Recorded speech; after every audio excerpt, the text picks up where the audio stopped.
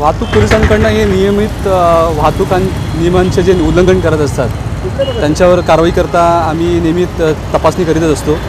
आता सध्या त्यापैकी एक आता महत्त्वाची कारवाई म्हणजे आता 31 जवळ येत आहे आणि जे दारू पिऊन गाडी चालवतात, मद्यप्राशन करून चालवतात आणि ते अतिशय धोकादायक असतं। त्या दृष्टीने आम्ही आता ही मोहीम राबवलेली आहे।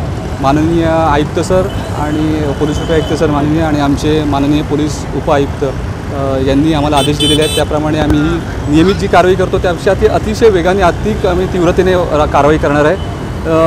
मी आवाहन करतो लोकांना, जनतेला की कृपा करून ज्यांनी दारू पिलेले आहेत त्यांनी दारू पिल्यानंतर गाडी चालवू नका, कारण ती अतिशय धोकादायक आहे तुमच्यासाठी आणि इतर समोरच्या रस्त्यावरील जनतेसाठी।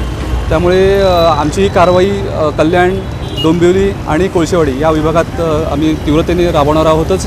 आमचे अधिकारी आणि अंमलदार, वॉर्डन या कारवाईमध्ये दिवस रात्र यामध्ये आहेतच आणि आम्ही प्रत्येक गाडी आम्ही जे आमच्याकडे जे इन्स्ट्रुमेंट आहे व्हील ॲनालायझर त्याद्वारे आम्ही प्रत्येकाची टेस्ट करून प्रत्येकाची आम्ही खात्री करणार आहोत आणि याच्यामध्ये जे दोषी आढळतील त्यांच्यावर मोटर व्हेकल ॲक्ट 1985 प्रमाणे आम्ही ते 185 प्रमाणे आम्ही कारवाई करणार आहोत।